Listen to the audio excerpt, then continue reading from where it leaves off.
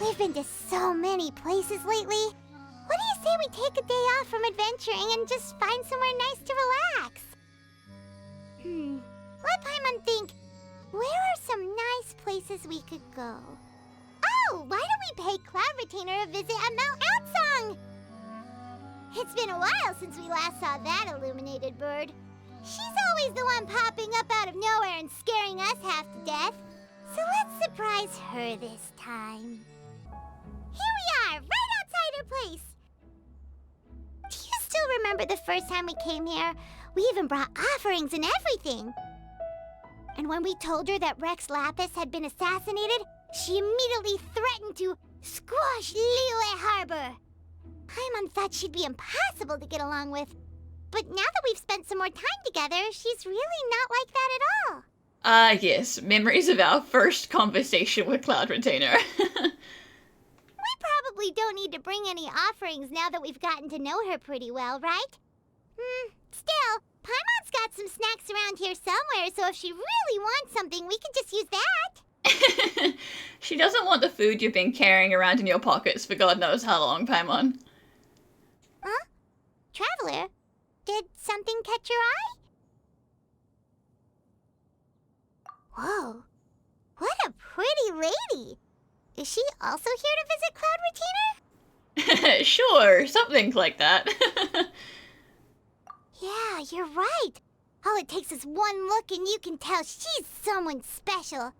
As expected of that bird lady, really. She must have a whole bunch of Adepti friends from all over the country. One day you will learn to stop calling her the bird lady. Okay, but if we're both friends of Cloud Retainer, then we're basically friends by association, right? Want to go up to her and say hello? Helping you make more connections is a part of Paimon's job as your reliable guide. Paimon's got this.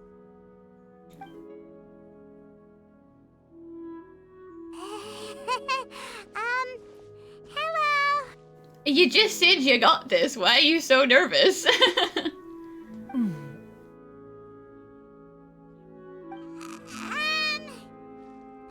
is Paimon, and this is the Traveler. This is literally the most nervous Paimon has ever been.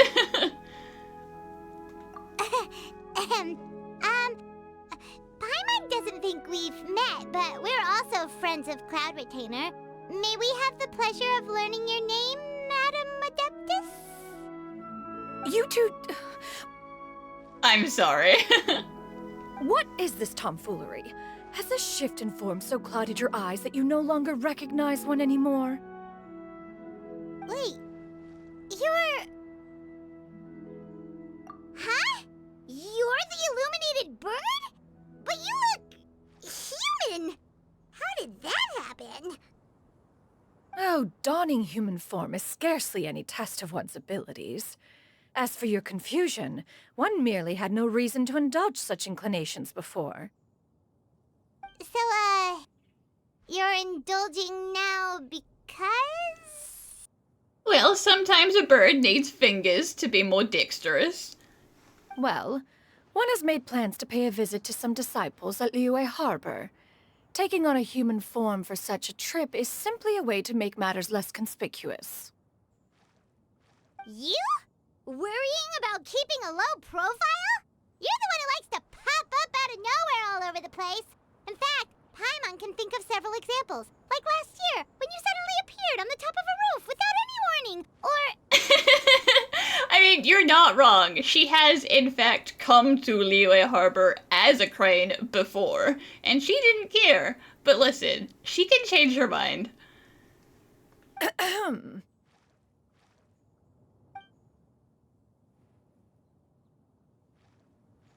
Oh yeah, Paimon bought you some week-old snacks. Hey, didn't we agree not to bring that up unless she asked?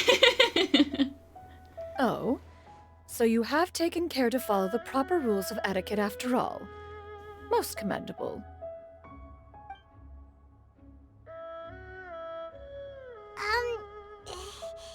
Well, this is all Paimon's got. You don't mind, right? One has never found oneself lacking in basic comforts. On the contrary, it is the gesture that one values above all else. So long as you've shown proper respect and consideration, the quantity or quality of the gift is but a trivial matter. That kinda makes Paimon feel a little guilty for trying to keep them for herself. Anyway, where were we before you reminded Paimon about the gifts?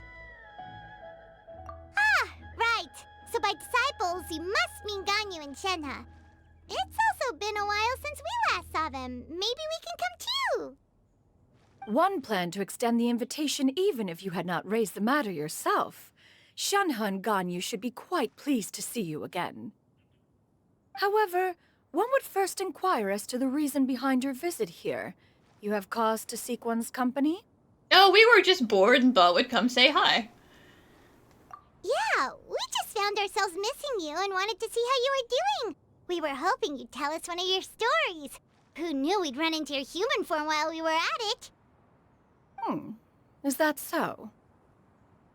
If there are no urgent matters at hand, then let us make haste for Liyue Harbor.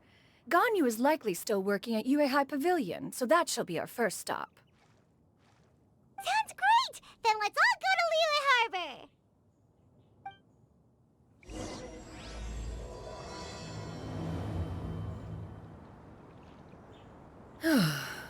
Ganyu has been quite busy with work as of late. One can count on one talon the number of times she returns to Mount Outsong each year. Shenhe has also secured employment recently. In her correspondence with me, she wrote that she shall have no need to return for the foreseeable future. Did they think one was so easily mollified? One shall investigate everything with one's own eyes and decide for oneself if their living conditions are satisfactory. Oh, Cloud Retainer.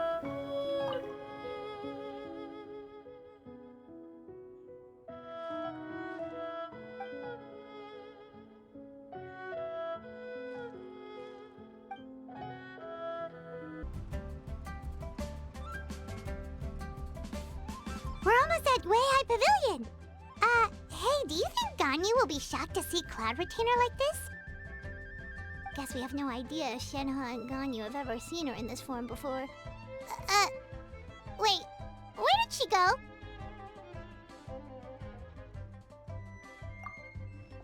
Why are you just standing there, Cloud Retainer? Quietly now. One shall stay here.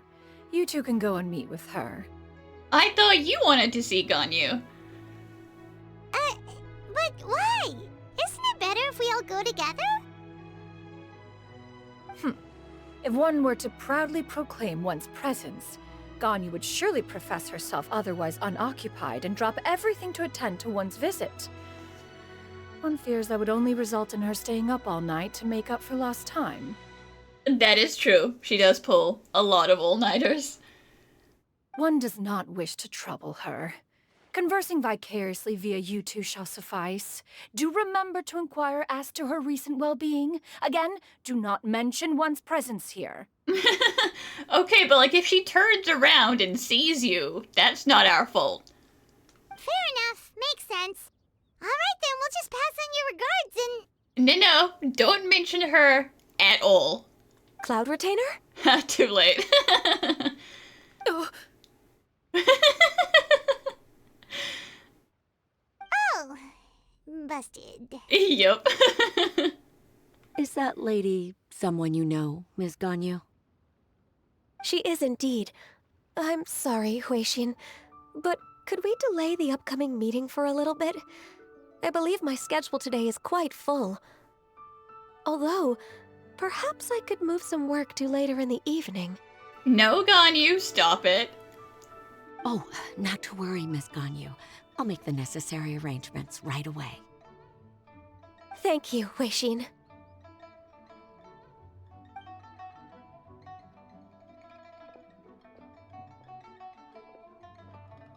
It's been a while, Ganyu. Greetings. What brings you here today? And Cloud Retainer, too. It's been quite some time since I last saw you in this form. you are quite mistaken. One is not acquainted with this cloud retainer of whom you speak. One is simply a mere mortal passerby. Yeah, that's definitely the way a regular person would talk. Yep, I believe you 100%. Huh? Seems she's not buying it. Besides, she already rescheduled her day. It's too late. That was but a simple test. One did not expect you to be able to recognize one so easily, especially after so many years of only seeing one's other form. Right. Ah. But recognizing you is, my responsibility as your disciple. An apt observation. One was simply passing by while attending to some important business. One thought it would only be fitting to pay you a visit while in the area. Wait, Paimon wasn't aware of any important... Shush, Paimon, you're ruining it. Cloud Retainer's right! We've still got something super important to do, so we can't stay here for too long today. Oh, is that so? But it's been so long since we last saw each other. You're gonna make Ganyu sad, Cloud Retainer. Is that what you came here for? To make her sad? One simply desired to see you and had no intention of interrupting your work. A quick conversation should suffice for today. A more involved reunion should wait until you find yourself less occupied. I understand. That should be fine. While one acknowledges the amount of work that you have to deal with every day, one must also remind you to rest. Though Adepti blood flows through your veins, excessive exhaustion will still cause grave harm to your body.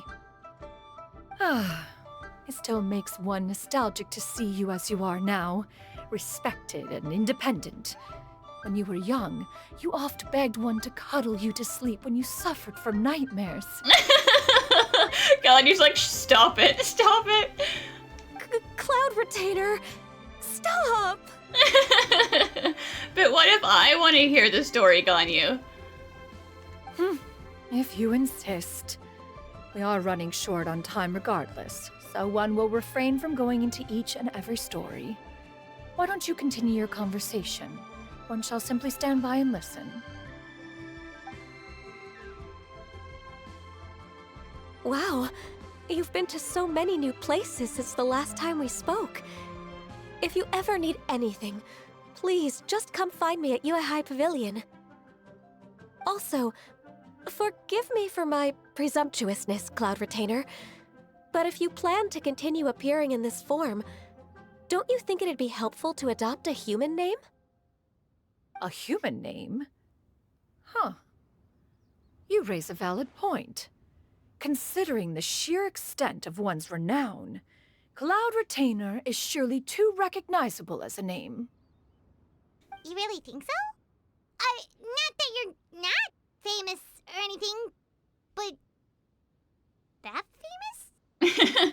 I mean, even if she wasn't, it's still clearly an Adepti name, and if you're trying to go incognito, you don't want people being like, oh, an Adepti. You presume to know the extent of one's illustrious achievements. One would hardly think such a thing to be possible. Nevertheless, Ganyu's advice cannot be ignored. From this point on, when in public occasions, be sure to refer to one as Xianyun. Xianyun? Ah, I assume that's a reference to the full record of Pristine Pavilion. An Adeptus of years past would rise with the clouds and rest with the moon. They were enlightened and wise, free and unfettered. The writer referenced Master's name to describe her carefree and spontaneous nature. Oh, that sounds super cool! Paimon feels like only the most powerful of Adepti could rise with the clouds and rest with the moon. Actually, those lines were originally written to describe Cloud Retainer herself. Huh? Wait, so you're really that powerful? And what of it? Did you truly take one to be nothing more than a bird of bigger than average size? Not exactly. Her eyes, they won't look straight. To be fair, Cloud Retainer rarely speaks of her past accomplishments. The tales of her past can only be found in ancient texts. It is said that once, a long, long time ago, there was a severe drought in Liyue. Left with no choice, many people left their homes, while others spent day and night praying to the Adepti. Although I did not live through such tragedy, simply reading about it is enough to gain a visceral understanding of all the pain and desperation during that time. On top of the drought, a noxious gas also began to spread through the land. If not for Cloud Retainer's efforts, much of Liyue would be nothing more than a barren wasteland today. The books had this to say about what happened. Upon arrival, the Adeptus borrowed the wind to retain the clouds. Immediately, the clouds gathered together, and abundant rain burst forth from the heavens. Drought and plague were both driven away, and the people were saved. And so from that day forth, she was known as Cloud Retainer. Wow. That's incredible! Mortal records add embellishments to dramatize past events. One did merely with one ought, and even if one had not interceded, the other Adepti would surely have stepped in to help. Even so, you stopped an entire drought! Can you really control the weather like the book said? Oh, Paimon suddenly has a lot more respect for you. So it was Paimon's bad for calling you Illuminated Bird before. You're not too mad, are you? It's only this that's gonna make you stop calling her Bird Lady. Wow. How laughable. A name is but a simple label we carry with us on our journey through the world. Why would one be offended by such a trivial matter? That's a relief. In that case, Paimon will continue to call you whatever feels right in the moment. Where has Madame Ping gone? Streetwood Rambler, where are you? Well, that is quite enough ancient history for now. Ganyu, have you had word from Shenhe? One has heard that she procured a job recently. Have you any thoughts on her workplace? And what, pray tell, of her monthly remuneration? Do you think she's getting paid enough? Is it a good job? Moreover, does she find herself overly inundated with work? Is she allowed time off during Lantern Rite? That is a lot of questions. There is no cause for concern, Cloud Retainer. I introduced Shenhe to her employer personally. Wanmin Restaurant's business has been booming recently. So, with Chef Mao being swamped with customers, and Xiangling still off and out in search of new recipes, I introduced Shenhe to staff the restaurant. Really? At One Min Restaurant? I am not sure if Shenhe is suited to customer service jobs, but sure. I see. Most excellent indeed. One has had the pleasure of being introduced to that family. Xiangling is kind and astute, while her father is loyal and reliable. One has no cause to believe that they will make Shenhe's work difficult. Now, it is almost time to partake in the victuals of noon. One shall visit Wanmin Restaurant in person and see how Shenhe is doing. Huh? But didn't you just say that you had something important to do? Listen, Ganyu, the important thing is checking in on her children. Can that wait until after we've eaten? You may return to your work, Ganyu.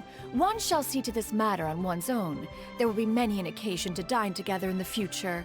One is certain the opportunity shall present itself most readily. Of course, Cloud Retainer. Please take care.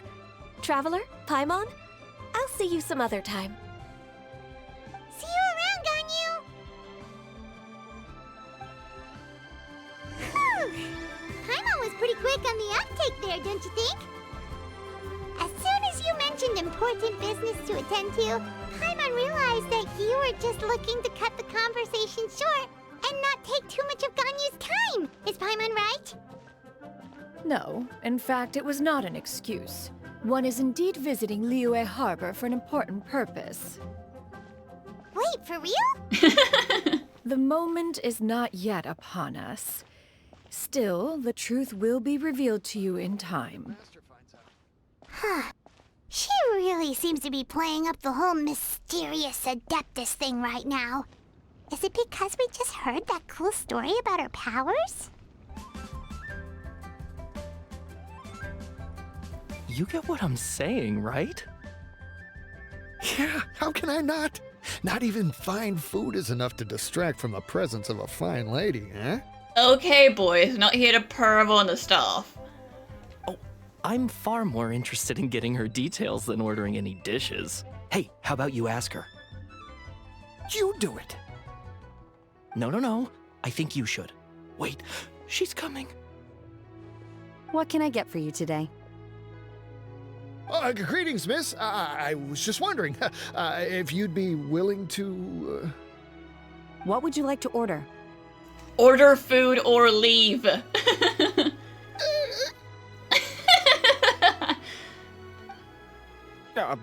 2 servings of more meat to go.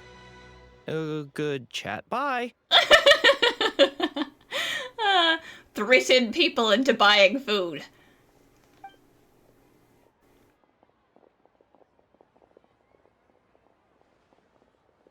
Shenhe! Welcome. It's been a while. May I take your order?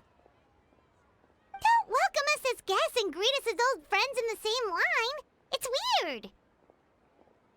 Mm-hmm. Oh, and this is? This is Miss Xianyun. Master?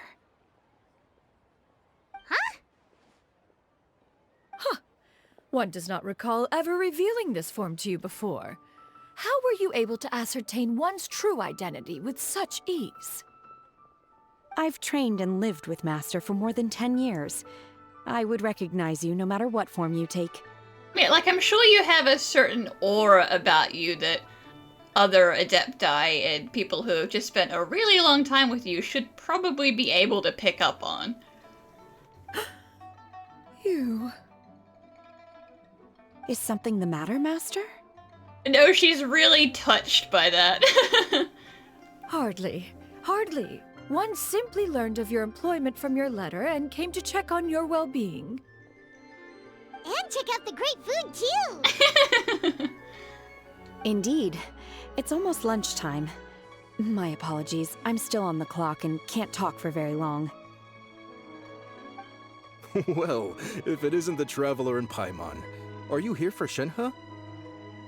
The lunch rush isn't in yet, Shenhe, so I've got things covered for now. Go ahead, sit down and enjoy some time with your friends. I'll let you know if things pick up. Thank you, Chef. Thank you, Chef Mao.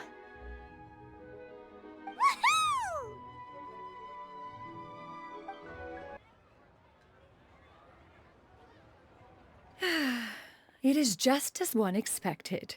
The owner of Wanmin Restaurant is indeed a most reasonable and accommodating human. Still, the work here entails dealing with quite a varied group of people. Has this been difficult for you, Shenhe? It's been manageable so far.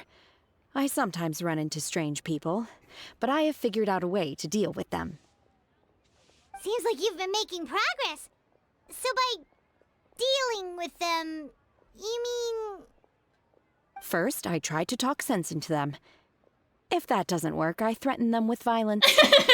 At this point, they usually decide they are in favor of a civil conversation. Like, yeah, they don't want you to beat them up.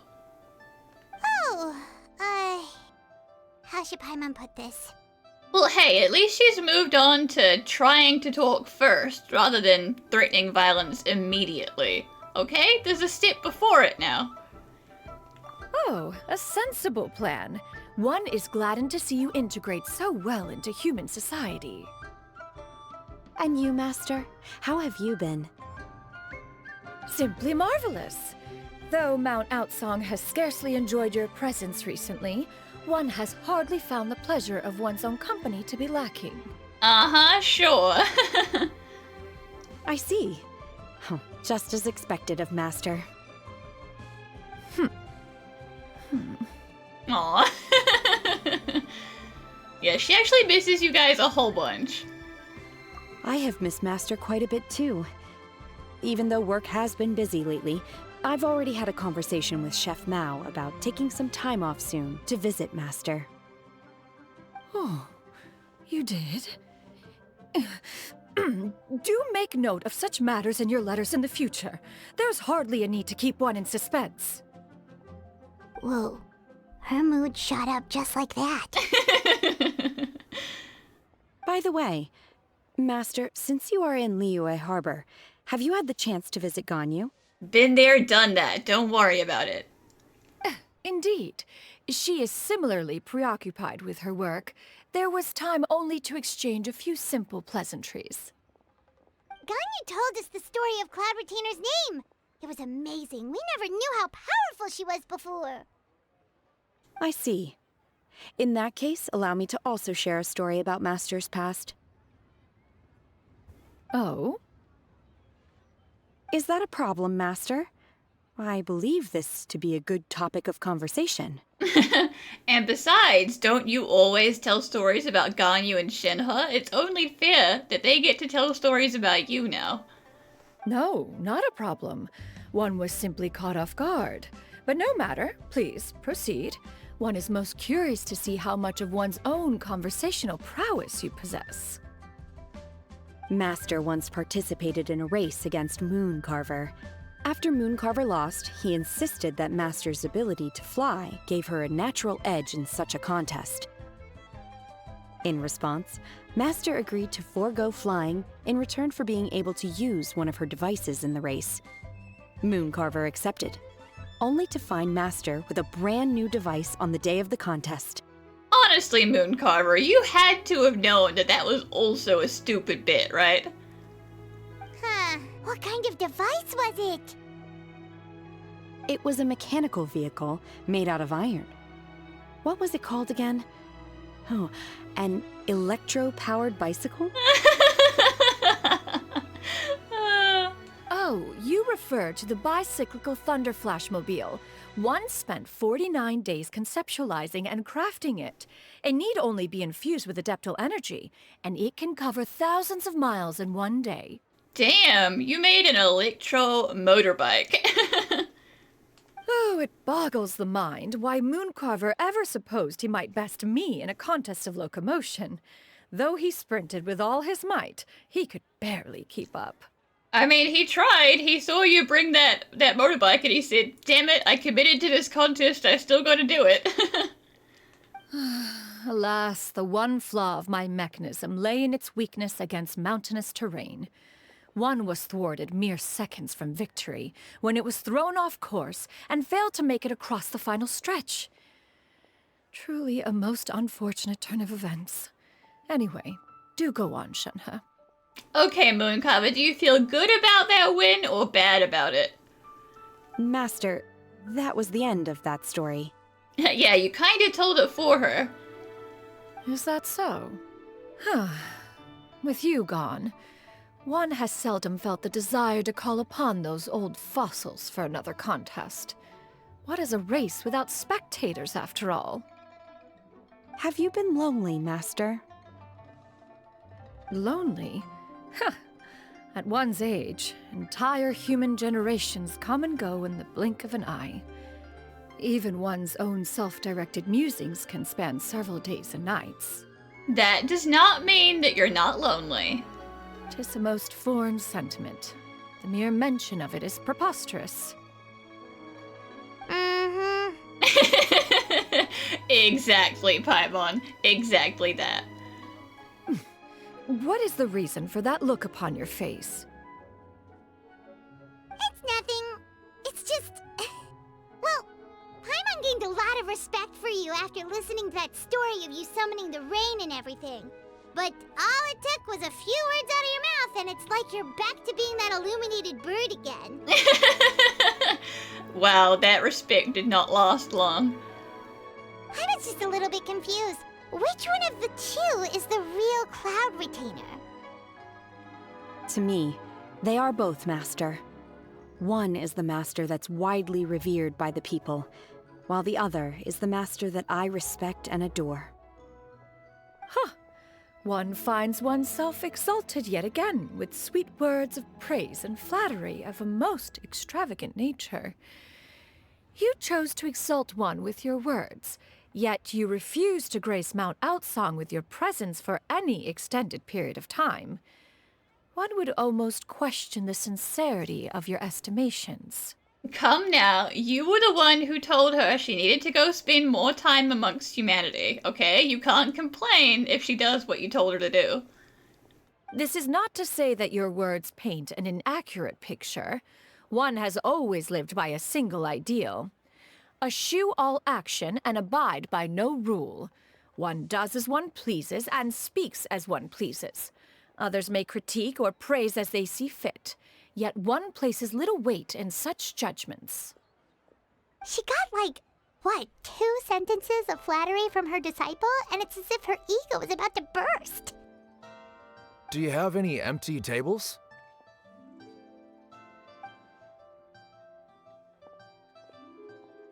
Hey there, could we get another fish stew? Well, it looks like it's time to get back to work, Shinhla. I'm hearing more guests come in. I should get back to work. And we should stop hogging this table since we're not eating anything. Alright, good luck with the lunchtime rush, Shinha. I'll try my best.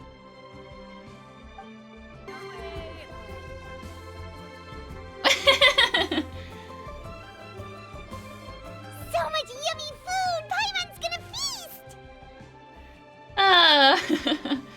Any excuse for food. One is fond of all kinds of delicacies and delights in a multitude of flavors. The dishes here demonstrate no shortage of culinary skill. Their unique flavor profile has left one more than satisfied. In fact, one has been struck by quite the fit of inspiration. One has already begun to conceptualize the next generation of supreme cuisine machines. Everything's so tasty!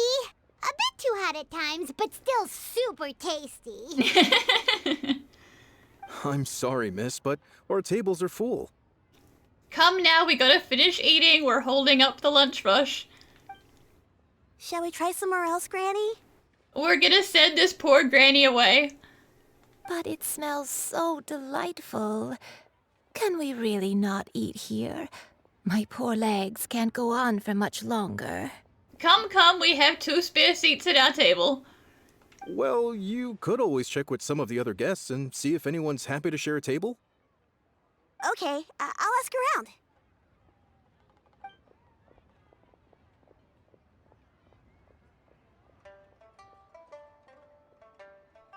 Excuse me, would you mind letting us share a table with you?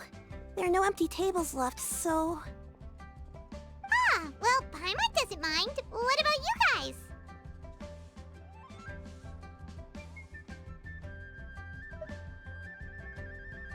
Great! Thanks so much. My name is Xianyun, and this is my granny, Yuendai. Granny? Yep. Is there something wrong with that? No, Paimon's just a bit surprised. She looks so young. What are you talking about, Paimon? Yeah, a lot of people compliment Granny on her youthful looks, but she's actually much older than she appears. I mean, she looks young in the fact that she's not, like, stooped over old person, but she still clearly is of the elder persuasion.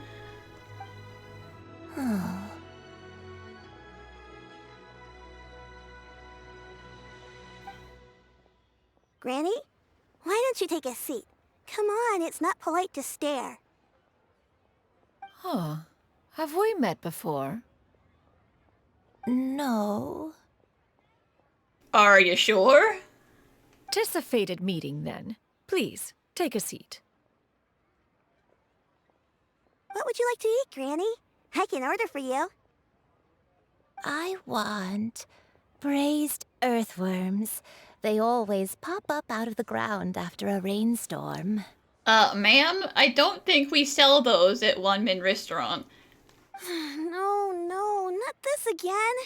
Granny, there's no braised earthworms on the menu. Braised earthworms? Well, that sounds weird. Do people actually eat that? Right, that's what Paimon was thinking too. Need any help? Help? Oh, do you mean with Granny? Thanks, that's nice of you to offer. Granny has pretty bad dementia, so her memory's getting worse all the time. She's always saying things that sound kinda confusing. Actually, her memory's been bad ever since I was little. But it's gotten so bad lately that I even have to remind her who I am every morning. Wow, that's gonna be rough. They died young. It's just me and Granny now. Oh, but it's okay. Don't feel bad. Granny loves me a lot, and I love her a lot too. Sure, it's hard at times, but you just gotta make the best of the life you've got. Wow, you're really tough for your age, kid. You're too kind. And me? Oh, what about me? You're doing good. You're hanging in there. You're tough too, Granny. Plus, you're really gentle, and you're always there for me. Yes, and it's hardly as if I forget everything. I still remember the important things. Wait, what was that really important thing again? Ah, I remember now. It was a dream. I had a dream where everything was dark. Someone was standing in front of me. She told me to come and find her, and that once I'd found her, I would be free. Huh? That sounds super important. But how come you've never told me about it before? It was just a dream, so I forgot about it. But I'm in a good mood now, and somehow I remembered it again. You know, I believe I've had this dream a great many times. But just how many times have I had it? Now that I do not remember. Well, I can't imagine it's a normal dream then. Wait, so you have a reoccurring dream where someone's talking to you? That sounds spooky. Does that mean you're possessed? Not necessarily. Unlikely. Her eyes are clear and her breathing remains calm and level. One sees no signs of possession. Are you sure? Who do you take me for? Is one not an adept? Am I not an expert? Yeah, come on. You gotta learn to talk like a normal person. You're right. Paimon almost forgot you're the expert. In that case, do you still remember what the person in your dreams looked like, Granny? Not anymore. Although, I have a sense that she looked rather like me. But not as I am now. My younger self. A younger version of Granny? This is just getting weirder and weirder. What is going on here? As one said, fate must have brought us together. You may leave the situation to me. Are you sure? So, what are your names? Paimon's Paimon. Just Xianyun is fine. Thank you all so much for offering to help. But first, I'm sorry for asking, but, how do you want us to pay you back? No, it's okay. We offered. Oh, we don't need any payment for this.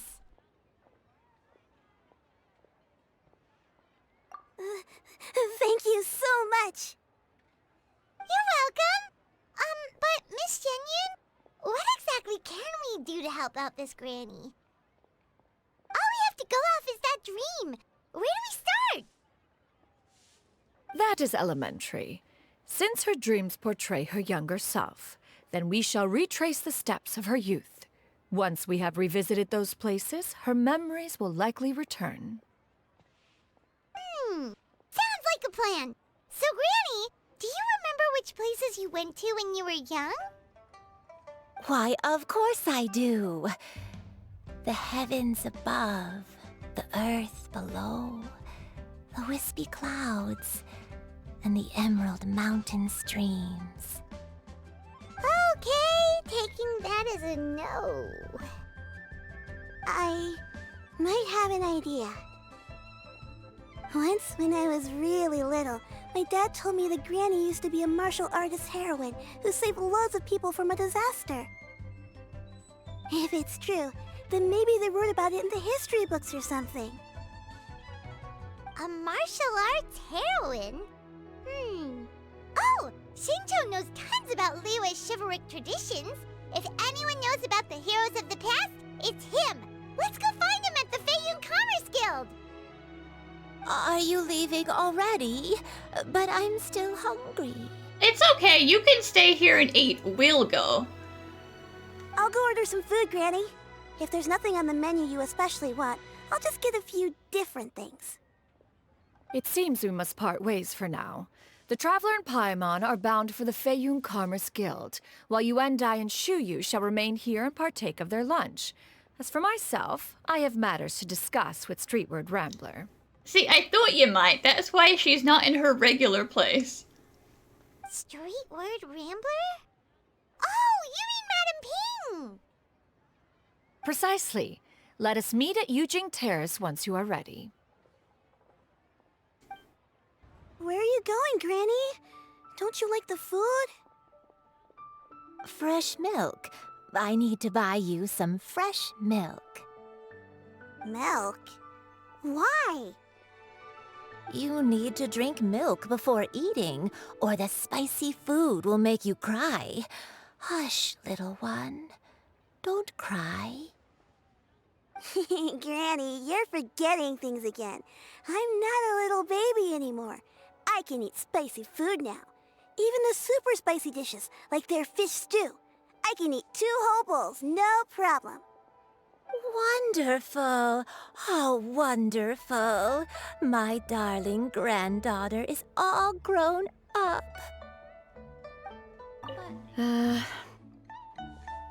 I should get paid in another few days. Shall we take the opportunity to go out and have some fun? Sounds like a plan. This is one of our busiest periods in the year. Things should calm down a little in another few days. I sure am glad to have Shenhe now. There's no way I'd have been able to cope this year all by myself.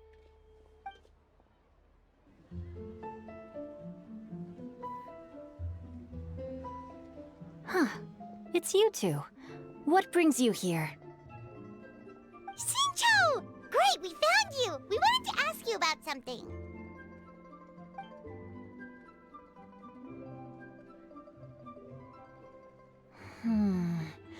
That's not a whole lot of information to go off of. I don't know if I can say for sure. That's fine. Any ideas you have? I can't pinpoint her identity from your description alone.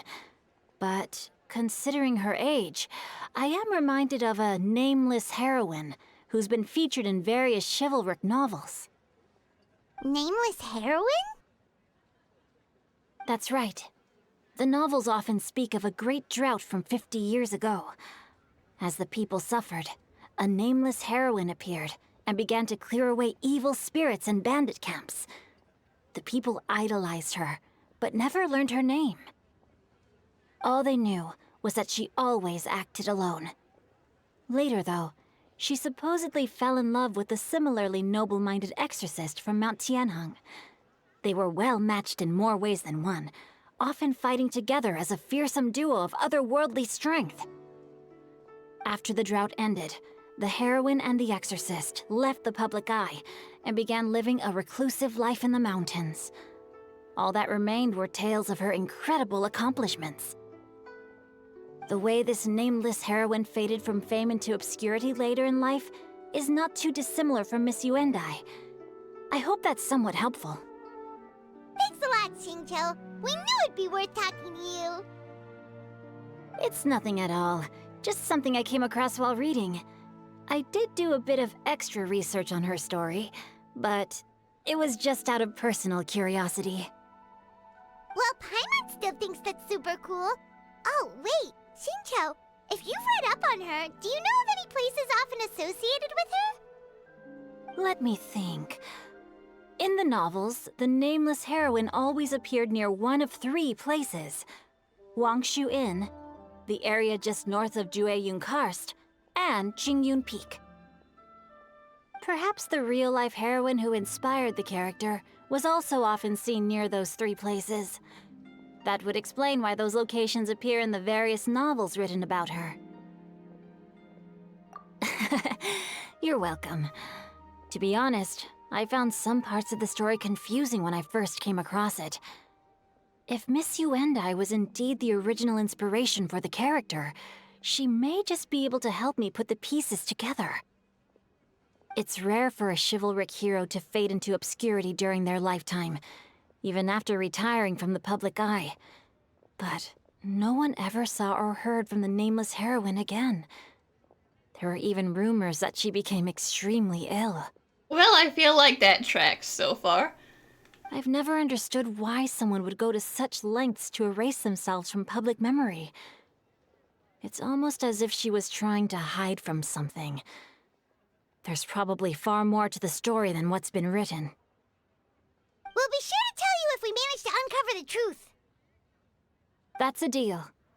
Perhaps, behind the truth of it all, there lies a story more fantastical than any work of fiction. Paimon feels like we just learned so much from Xingqiu. A drought, a nameless heroine, a life of seclusion. Wait, why does the story sound super familiar? Because it sounds like the story we heard about Cloud Retainer. Oh, right! There's a drought in this story, too! Xingqiu, are droughts super common in Liyue or something? Well, they used to be. But people have long since developed methods to prevent them, like by cultivating the soil or digging canals. So while droughts do happen from time to time, they are rarely regarded as true disasters. The drought 50 years ago is probably one of the worst we've had in the last several centuries.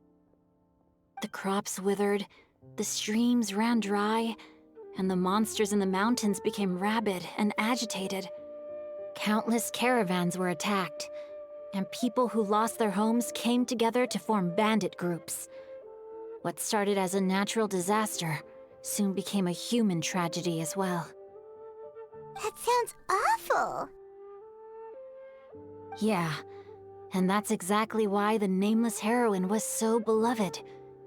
She must have been someone of true integrity, to do so much for the people while asking nothing in return.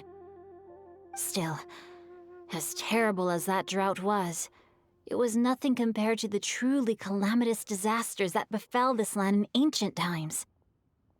They say that back in those days, disasters were both more severe and more common. Only the strongest of Adepti could hope to dispel the ruin and devastation. Do you have any other questions? We're good for now. We're just going to head back and meet up with Miss Xianyun and the others again. Paimon hopes that Granny Yuendai will be able to remember more of her past. She used to be a great hero who saved many people.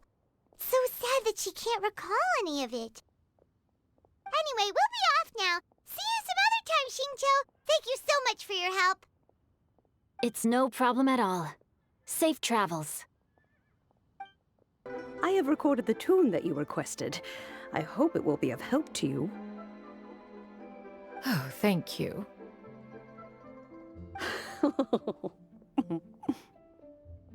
Straight word, Ping. What has amused you so? Oh, it's no serious matter. I was just reminiscing about the last time I saw you in this form. Time has wrought such change in this world, and yet you appear just the same as ever.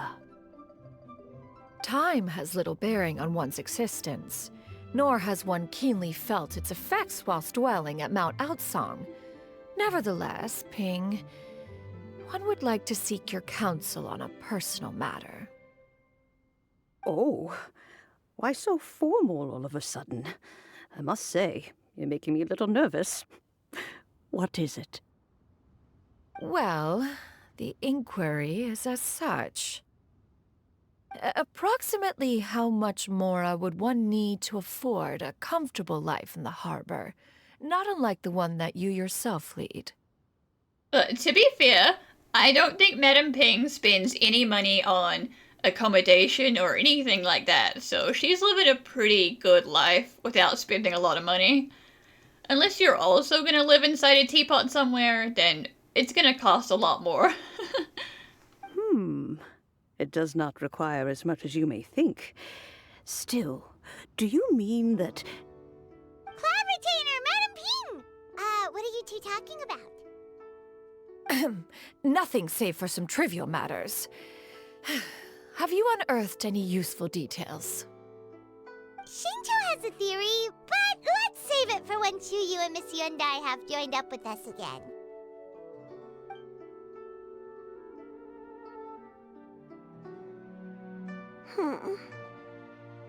Do not be troubled, young lady. Here, have some tea. Thank you so much. What do you think, Xianyun? Does it match up with what you know of your granny? According to the story, the nameless heroine eventually fell in love with an exorcist from Mount Tianheng. Maybe that's my grandpa. I don't have many memories of him, but there was this one time I found a box in our attic full of a bunch of weird sigils. Well, sounds like we're on the right track at least. I think so too. Granny might remember something once she's returned to a familiar place. What marvelous tea. I can taste the dew's sweetness in this cup. It's as if I was taking a stroll in the mountains, thoroughly one with nature and at peace. Is that so? Then please drink as much as you like. There's no need to hurry. At our age, it's always nice to slow down and take the time to appreciate pleasant conversation among friends. Thank you. Okay, since we have the time, can I ask you something? Sure. Sure thing. What would you like to know? I have a secret I want to tell you. Let's go talk over there. You can taste the sweetness of the dew? It's just a feeling. The sensation of stepping out into the mountains on a cool morning, gazing upon the small droplets of water hanging from the leaves, and feeling the sweet stream of water soothe a parched throat with every swallow. It's a sense of calm and serenity, one that stretches on and on until days become weeks, weeks become years. What's wrong, Xianyun? Well, I've been kind of meaning to ask ever since we started talking in the restaurant, but are you guys all adepti in disguise? Well, I wouldn't say all of us, but, yep. Oh! How about that? Well, you guys just seem super special. Plus, I think I might have heard Miss Xianyun call herself an adeptus. Yeah, she did do that. She did out herself. Must have been a slip of the tongue. Xianyun, since you were the one who, misspoke, maybe you can explain to Xianyun here what you really meant by that. One is indeed an adeptus. Is that of some concern to you?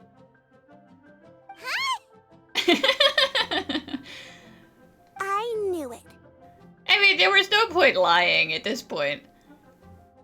Well, one time when I was a little kid, I saw a pure white illuminated crane. I had this super high fever, and Granny wasn't around. I was feeling all icky and gross. But then this snowy white crane flew down from the sky. She put me on her back and flew me to her cool Adeptus house and fed me some sort of magic potion. When I woke up, I was already back in my bed and my fever was gone. Aw, Cloud Retainer, protector of children. That's so sweet. I really wanted to thank her, but I was too sleepy to stay awake, so I never got the chance. So, I just kind of wanted to ask if maybe any of you have ever met an Adeptus like that? A pure white illuminated crane? The only two we've ever met are blue and white and black and brown. But true. Yeah, you're actually thinking about your granny, because I'm pretty sure she's also an Adeptus. She just doesn't remember at all. Have you ever met one that's pure white, Cloud Retainer? Never has one met an Adeptus with such features. One surmises such a description is but a hyperbolic embellishment that oft results from narrative accounts. That's weird. Was it really just a dream then? Well, even if it was just in my head, it doesn't matter that much anyway. All I really want is to help Granny recover her memories. I'm really grateful for all your help. Leave it to us!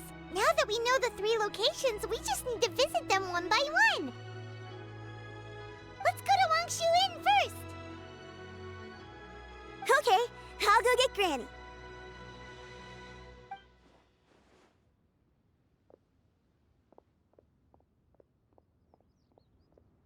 Leaving already? Well, just remember that you can come over for a cup of tea anytime. Wangshu Inn. Wangshu Inn. Do you remember this place, Granny? Yes. The fish here is very delicious, and if you look out into the distance, you can always spot a bird that's been left behind by its flock. I believe I used to have a room here. It had a window. Yes, I spent a lot of time looking out that window. Which room was it again? Let me look. I hope that all of the guest rooms at the inn have windows, okay? Veer, confirm for me, please. They all have windows, yes? I'll come with.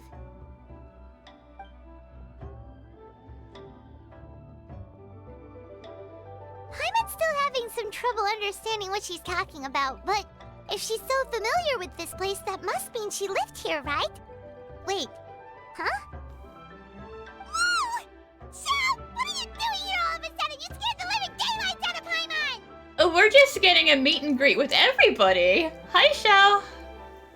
I sensed a non-human presence and decided to come take a look. If you're here, then there's likely no trouble afoot. I suppose there's no cause for concern. It's been a while, Cloud Retainer. I see you have returned to your previous form. But listen, they've known each other for a long time. I have indeed. I fought alongside her in this form on many occasions during the Archon War. Oh, wow! What was she like during the war? Oh, wait, let Paimon take a guess. Was it anything like this? Behold, the glory of one's newest invention, the bang continuous fire mechanism. Hands up and surrender, or be prepared to face the full might of the Adepti.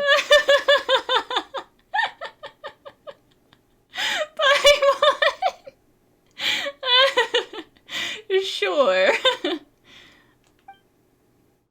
An impressive imitation. Paimon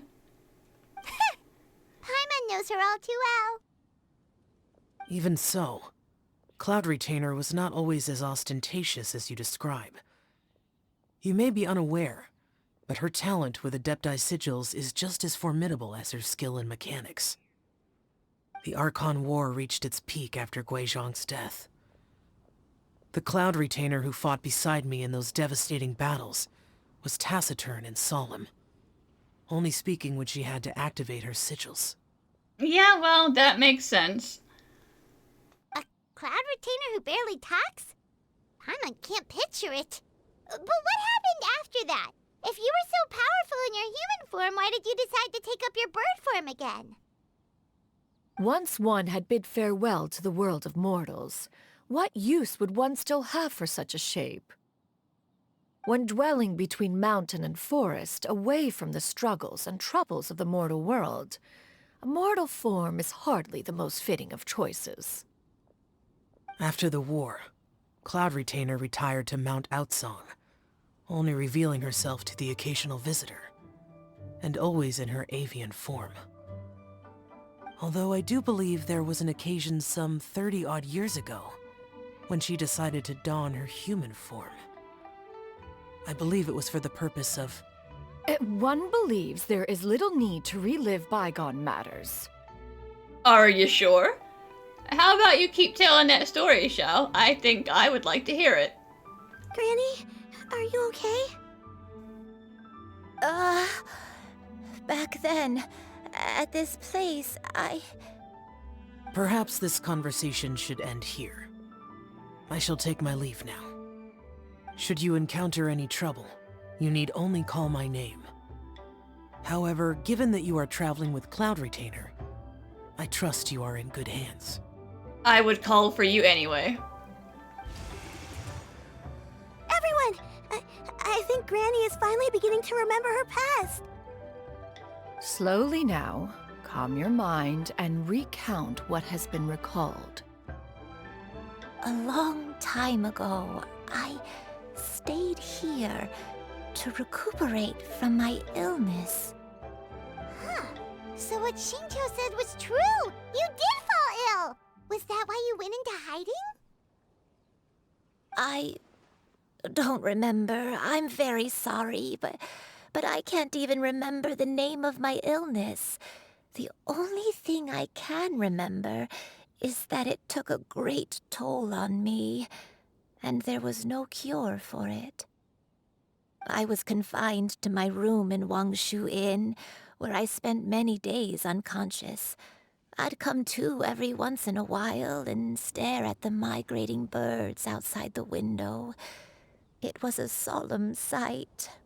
I remember crying, but I'm not even sure I knew why. One day, I met a traveling merchant. Upon hearing of my illness, he sold me a bottle of soul-revitalizing tea pills. He told me that the pills were concocted using Adepti blood and could be used to alleviate my symptoms. Sure enough, I made a full recovery. My illness remained dormant for several decades after that. I don't know if I like the sound of pills made of adeptal blood. That doesn't sound so good.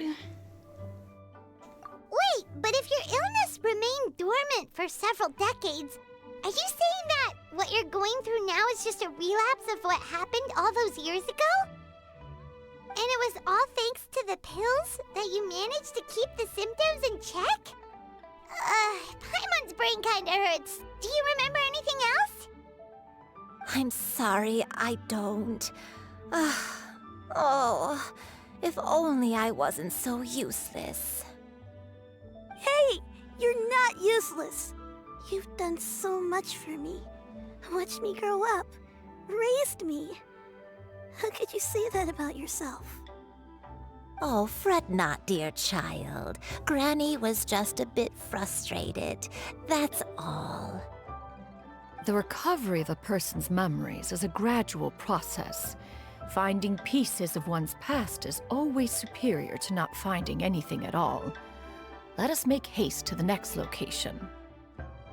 Next location. Next location. Oh, why don't we go to the area north of Dwayun Karst next? There isn't really a landmark there, so where should we start? Paimon's got it. Let's check out the houses in the area first. After all, if she was there for any length of time, then she would have stayed somewhere, right? Oh, Paimon's really got her thinking cap on today. At this rate, we'll recover all of Granny Wendai's memories in no time.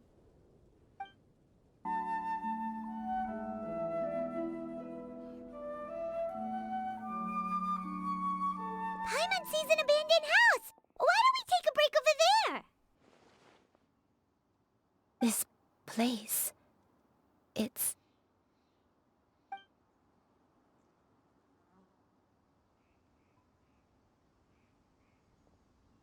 Did you remember something, Granny? I remember. Xianyun. This is where your father was born. It was a moonless night. I had been injured, so your grandpa was supporting me. We fled together with some being in the fog behind us in hot pursuit.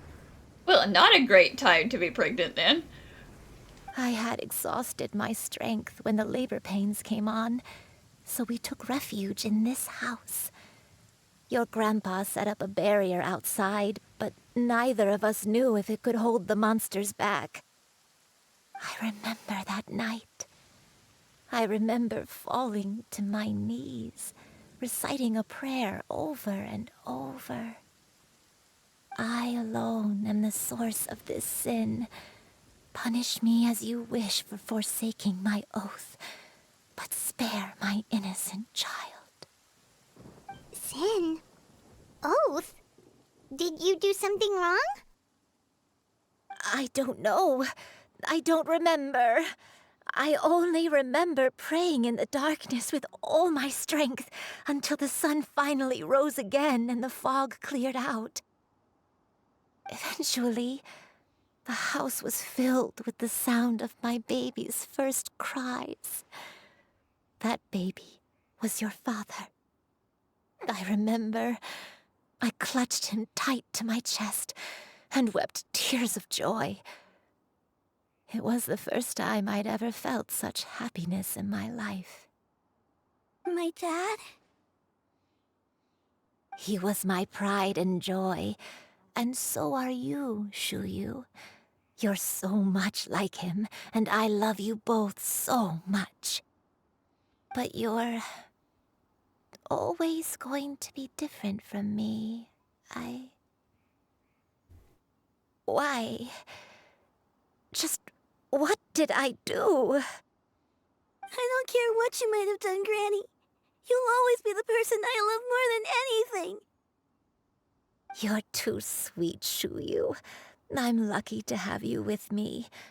If not for you, I would not have had the courage to come here, to try to remember what I had forgotten. All right, let's not stand around any longer. There's one place left, yes? Let's go take a look. Oh, do I not have to go to the other places in Xianyun Karst? Are we just done? If one recalls correctly, the next place should be Xianyun Peak. Yuandai, how fares your health?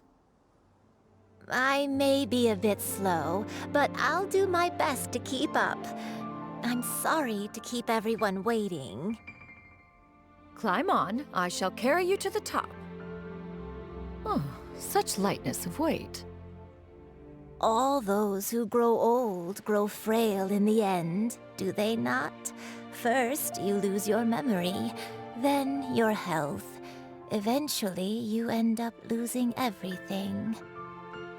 My only wish is to depart this world with a lucid mind, to free myself of this torment and the burden it places upon others. Fret not, you have my aid in this endeavor. We're finally here. Does this place feel familiar to you, Granny Wendai? Let me see.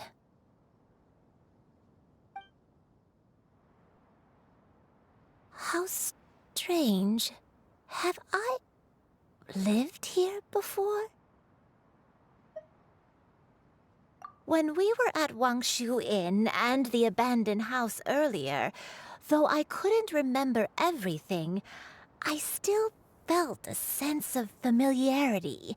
I could easily picture myself in those places. But here, I don't have that feeling. Perhaps I did come here in the past, but it just didn't leave a strong impression on me. But did the stories get it wrong then? I mean, they are just stories. Yeah, that's true. But they're also the only thing we have to go off of. Paimon was hoping this place would jog Granny Yuendai's memory just like the others.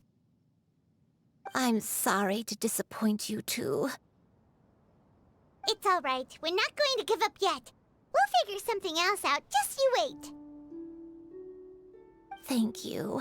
If only I could remember. Huh? That way. What's that mountain? Oh, let Paimon look! Huh? Isn't that Mount Outsong? Looks like we've come full circle. Mount Outsong. Mount Outsong. Granny, are you okay? Don't push yourself, Granny. It's okay if you can't remember. You shouldn't do something that makes you sad. Mount Outsong, What am I really? Mount Outsong holds some familiarity to you? It does, but I can't go back. Are you feeling unwell? My head, it feels all heavy and dizzy. What is wrong with me? Cloud, Miss Xianyun, is there anything you can do? Let us go to Mount Outsong. But... Fret not, all will be well. You and I, you have already given more than enough to the pursuit of this endeavor. You may leave the rest to me. I've prepared something that can aid you in suppressing the fear in your heart and restoring your lost memories. It currently resides at Mount Outsong. Wait, really? When did you do that? Well, she's got lots of stuff that she tinkers with. She might have had it for ages.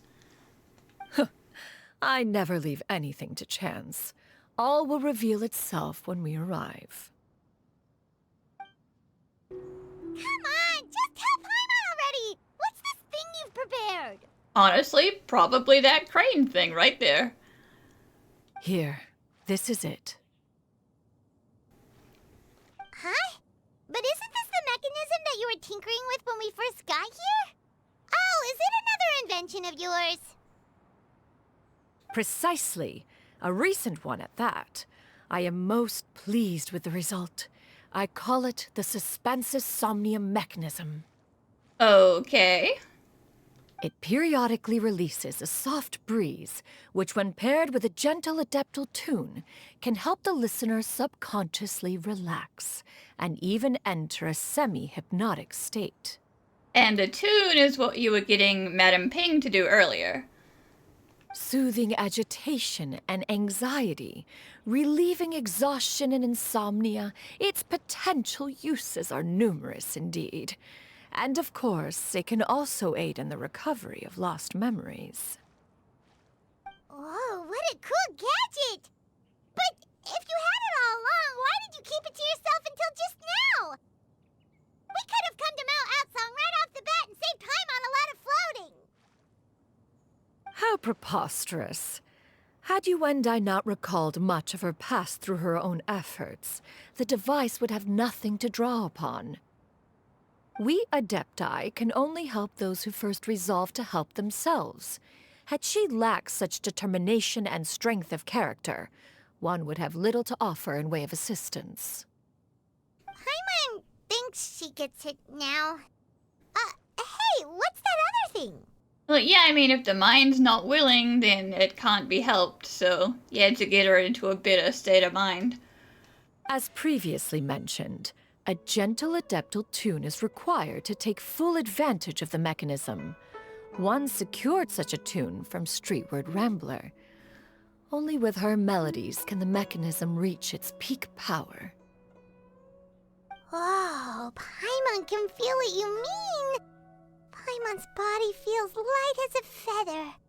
It's as if she's lying down on a warm patch of grass after a super satisfying meal.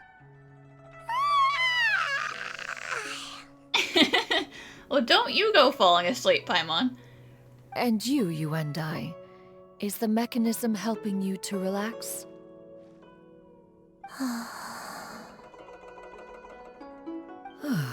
It appears she has already succumbed to the depths of reverie. Come, join one on this side. We shall give her some time to herself.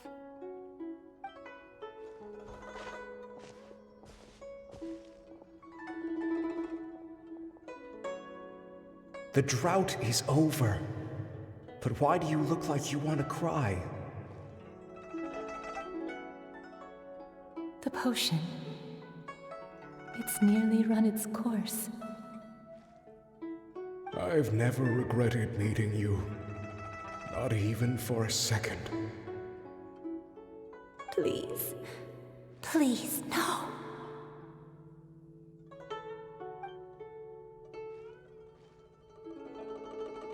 Have you forgotten? This is the world you left behind. One of gentle breeze and morning dew, perfectly straddled betwixt the realms of heaven and earth. This is your home. This is where you belong. You should have never left. The you of the past, the me from not that long ago, we should have never. Yeah, that's what I thought. I figured she was a crane.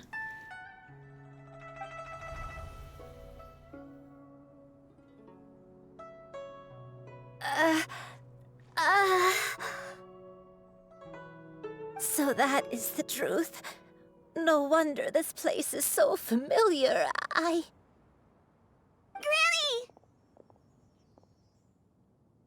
Granny, are you okay?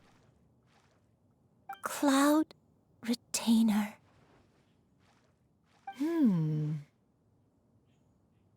Your memories have returned? Wait, did you just call her by her full name? Does that mean you already knew each other? Yes. I now remember everything. Everything. Granny, please don't cry. I'm here. I'm here. Oh, don't worry, my dear child. Granny is fine. I'm so sorry, everyone. You've gone to so much trouble on my behalf. It's all come back to me now. The most important thing that I had forgotten was the truth of what I once was. One can sense the guilt that now plagues your conscience. Reclaiming a truth long buried is sure to come with a myriad of complex emotions. Perhaps one should recount the story on your behalf while you compose yourself. No, it's okay. Now that I've remembered, I must face my memories head on. Shuyu, everyone, I cannot thank you enough for all your help. I'm ready to tell you my story, if you're willing to listen. Please, Granny, don't force yourself. What happened in the past doesn't matter. I love you more than anything. Nothing you say can change that. I know, dear child. My feelings for you are exactly the same. It is for this reason that you deserve to know the truth. Some time ago, I made a terrible mistake. One for which I could never atone. Is this the sin that you mentioned in Xianyun Karst? What happened? I am, in truth, not a human being. My real form, one that I held for centuries, was that of a wild crane. Okay, but like, are all the cranes that live around here just like super ancient? Is it like something in the air that just lets them live forever? I spent many, many years living on Mount Outsong, bathing in the soft breeze and drinking the sweet dew of the mountains. At some point, I somehow gained wisdom and sentience. The Lord of the Mountain, Cloud Retainer, became aware of my existence and began to share many stories with me. She even passed on the secret of cultivation to me. Though she never took me on as a formal disciple, I always saw her as my master. Whenever she took out her tools to work on mechanisms or new inventions, I would also stand next to her and watch. I even contemplated completing my training and becoming an adeptus in my own right.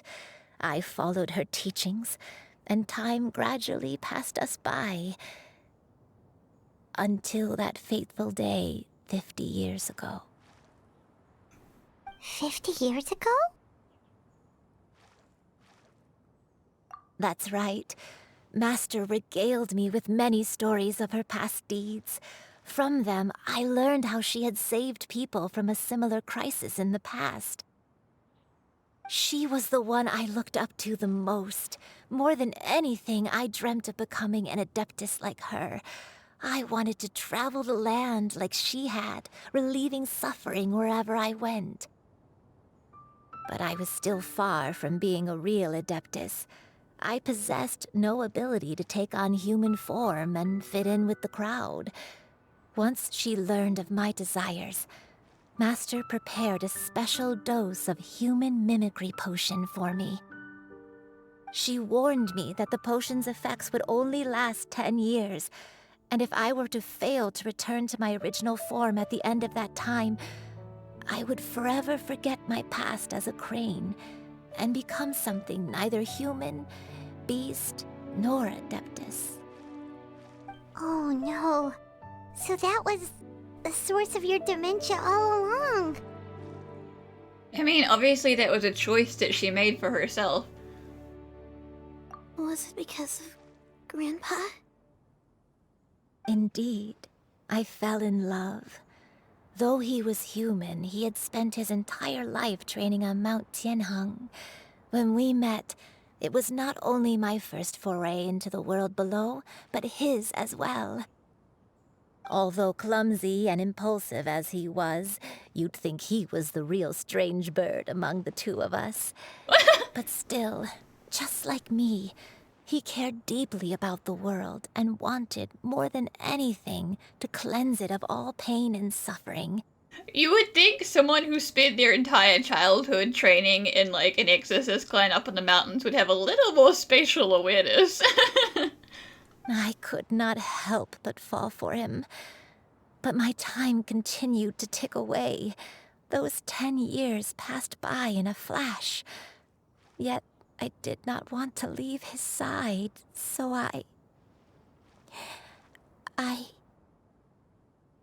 Oh no. What happened next? I committed an offense. I wanted to stay with him, even if it meant living a life full of pain and suffering, even if it meant that I would eventually turn into a monstrosity. I knew I had betrayed Master's hopes, but I was too ashamed to face her. So I wrote her a long letter instead and asked someone to leave it outside her abode. I was convinced that she would not support my decision, and I lacked the courage to speak to her face to face. In my shame, I fled and tried to hide from the world, such that no one would be able to find me again. But that was only the beginning of my troubles. I began to suffer from a strange illness. My memories became hazy and confused, and I could no longer keep myself awake. I understood that my pain was caused by my refusal to return to the life I was fated to lead. along with my memories as a crane, I soon forgot the true cause of my suffering as well. I knew only that I had committed a sin. All I could do was pray for forgiveness, even if I had long forgotten what needed to be forgiven.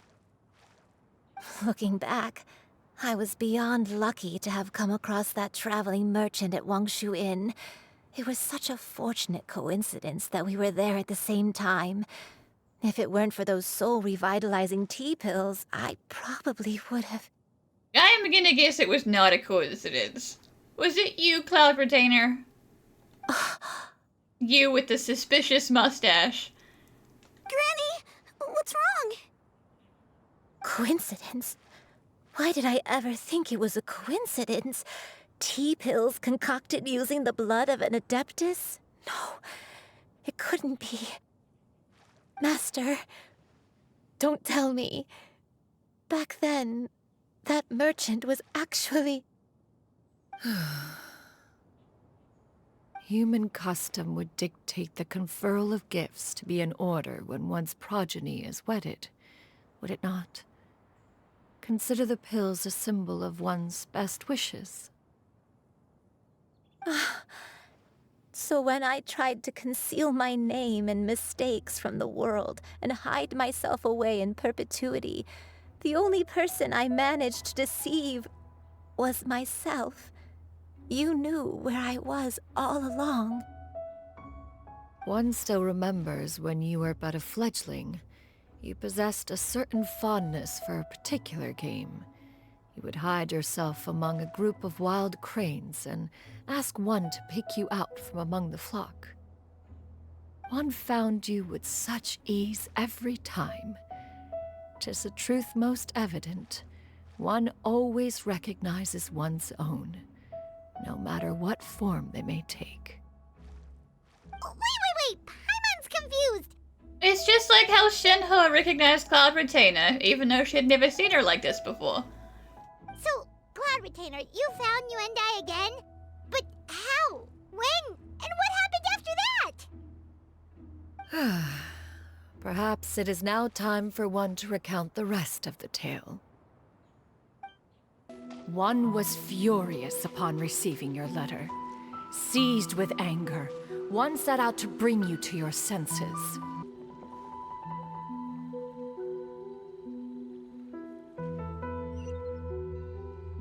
In truth, one had more than a few misgivings about your chosen partner. As an exorcist, his talent was lacking. One could hardly say his skill with sigils was any better. This man was not good enough for you.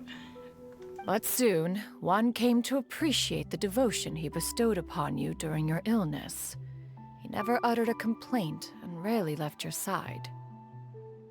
Unwilling to begrudge someone of such character, one decided to overlook his aforementioned deficiencies, glaring though they may have been. Cut the man some slack, come on. Wishing to grant you a life without regrets, one gathered many divine ingredients and used one's own blood to create a form of medicine. Though imperfect, it managed to suppress the more dire effects of your illness. As for how to deliver the medicine, after much contemplation, one eventually decided to perform the deed oneself. Still though, that mustache. One took great care to alter one's features and select the appropriate attire. Only after meticulous scrutiny did one finally set out for Wangshu Inn. Well, obviously Xiao caught you in the act, because that has to be the story he was trying to tell us. As one expected, you were most ignorant of one's true identity. You showed not even the slightest inkling of recognition. One was quite torn. Should one have celebrated the success of one's disguise, or mourn the loss of your acquaintance? Skyward! Nevertheless, one would speak to you about another matter, if you are amenable, even considering your loss of memory. One was simply flabbergasted that you could so easily forget the consequences of consuming medicine infused with adeptal blood. Its proclivity to attract monsters is hardly that complicated of a concept to remember. To think that you tried to travel while weak from sickness and heavy with child. Had one not intervened to clear the fog, all of you would have been lost during the night. Aw, you were watching out for them. Those monsters would hardly have pursued you with such ferocity without sufficient incentive. They were likely incited by the presence of godly remains. Said godly remains, in turn, were likely drawn to the trace of one scent on your body. One was, after all, an active participant in the Archon War. Some of the gods were likely shattered by contraptions of one's very making. In the end, one was relieved to see you endure through the night. At the break of dawn, one heard an infant's cry pierce through the air, and one saw you carefully cradle the child to your chest. Although certain mortal matters remain foreign to me, one could not help but be moved by your joy. To see you happy, that was more than enough. Now you should have a complete understanding of the events. Wait, but if that's true, then the crane who took care of me when I was sick must also be... Ah, one had almost neglected to recount the absurdities of that tale. Just as you and I troubled one with her antics, so did you give one many a headache. Upon finding you burning with fever, one made plans to bring you back to one's abode for treatment. However, upon seeing one's form, you began to cry, refusing to get on one's back. When one asked you why, apparently you believed that one could not possibly be a true Adeptus, because all illuminated cranes are white from tip to toe. So it was you. I knew it. One had no choice but to apply powder to one's body to conceal the variegated nature of one's appearance. You became more than amenable enough when one stood before you devoid of any other coloring. You went through a lot of effort for that. It bears mentioning, however, that as a crane, Yuendai was nearly entirely pure white in color. Though you had never encountered her in that form, you still recognized the essence of her being. Perhaps fate brought you two together in more ways than one. Now all has been revealed. One owes you an apology, Yuendai. One recognized you upon your very entrance into Wanmin Restaurant. One has always viewed you as a disciple of equal standing with Ganyu and Shenhe. Indeed, one wished to bring your story to a satisfactory end with this visit to Liyue Harbor. Still, one could not reveal your identity right away. Had one simply informed you of all you had lost, all those cherished memories would merely have become the fictionalized account of another. Memories are most meaningful when recalled by those who lived through them. Would you not agree? Even if the process was painful and arduous to experience. Have you any further inquiries? Master, I must ask. If you found me all those years ago, why did you leave me be, even though you knew about my mistake? Why did you not bring me back to Mount Outsong by force? I wouldn't call it a mistake, it's just a choice that you made. One has never regarded your action as a mistake. It was a simple choice. Exactly. Nothing more. When it is time for one's progeny to leave the nest, it is the responsibility of an elder to let them fly free. Yet, when your wings grow weary and the night grows dark, just know that you always have a place to which to return.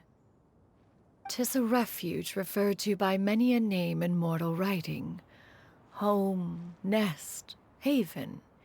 Whatever its denomination may be, its essence remains quite unchanged. One speaks, of course, of a place not unlike one's own abode. One's disciples are free to come and go as they wish, yet the door remains forever open to those who wish to return. One rather hopes you count yourself among them. Thank you. Thank you so much. You and I. One expects you too have sensed the rapid deterioration of your condition as of late, have you not? 40 years ago, you chose a path without a future. Though one used one's own blood to provide you with a few decades of extra time, it merely delayed the inevitable. One may have extended the path, yet one was unable to alter its final destination. Even the power of an Adeptus has its limits. Had your condition continued to deteriorate, you would have forgotten your life as a human entirely. In the end, you would have turned into a creature lacking in the ability to even comprehend its own monstrousness. Fortunately, you were able to avoid that scenario by reclaiming your memories. Though one sped the process along by providing some guidance, the result is entirely a reflection of your own effort. So, what's gonna happen to Granny? One will help her reclaim her original form as a wild crane. If it be fated, she may recover her sentience one day. She's gotta go back to being a regular crane, huh? Master, you've already done more than enough for me. I don't know how I could possibly repay your kindness. This is a better result than I could have ever hoped for. How much time do I have left? Not long. The transformation is imminent. Granny? Please don't leave, okay? You're all I have left. Please! Don't be sad, dear child. Granny has led a wonderful life. My only regret is having to leave you behind. Don't forget to eat well, okay? A growing young lady like yourself needs lots of good food to grow big and strong. Promise Granny you'll take good care of yourself when I'm gone. I promise, Granny. I'll do whatever you say. Good girl, good girl. Don't worry. It's not goodbye forever. Granny's gonna become the most formidable crane in all of Mount Outsung. Granny will train day and night. I won't stop until I can turn into a human without having to rely on anything but my own power. When that day comes, we'll be able to live together again, you and I. How's that sound? Good. That's a good girl. Even though we won't see each other for a little while, as long as we both work hard, we're sure to meet again someday. I'll eat well, Granny. I promise. And I'll wait for you, no matter how long it takes. I'll wait for you to come back. That's a good girl. Then Granny really has no more regrets. I'm so sorry, Master. Thank you for everything.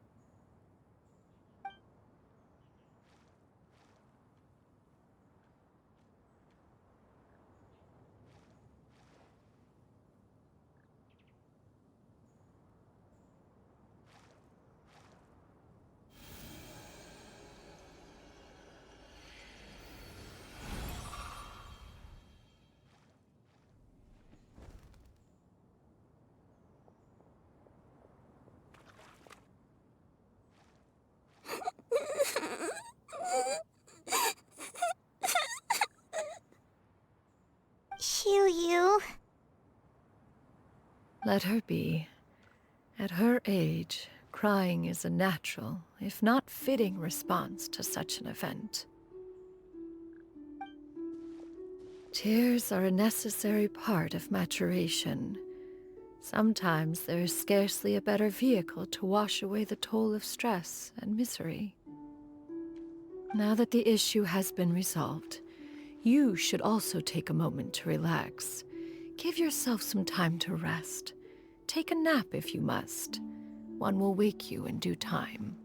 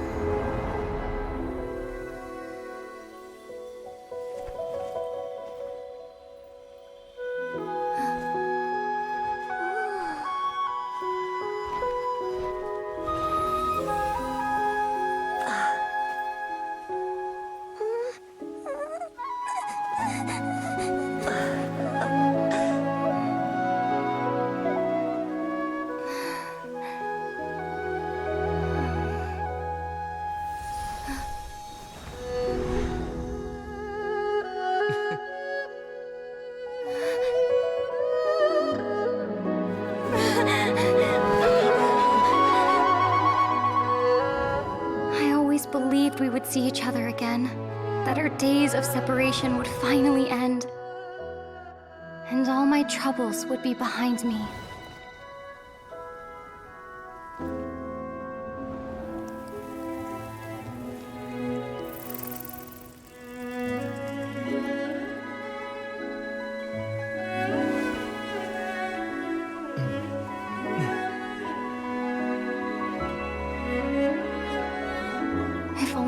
Could stay this way forever.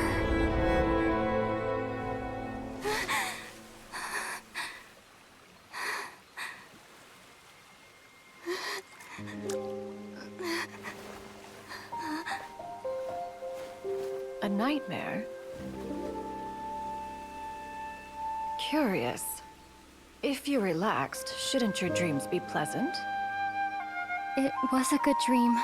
It's just... You weren't ready to wake up.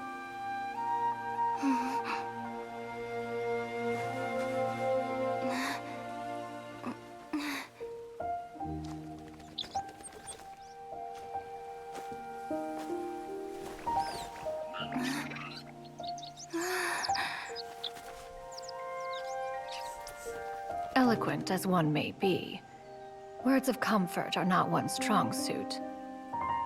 You are doing all you can. One can see your strength of will, your fearlessness in the face of danger. And so, whatever your dream may be, one believes that you shall achieve it. Of course, whenever the perils you face overwhelm you, or you become weary, one is always here for you. After all, as an elder, it is only right to look out for the young ones.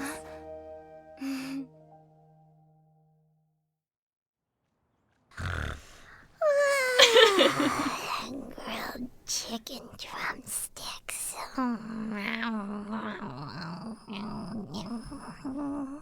You cannot hit me with that absolutely heartbreaking cutscene, then have Cloud Retainer adopt me, and then have Paimon having her chicken drumstick dream, okay? That's too many different emotional beats.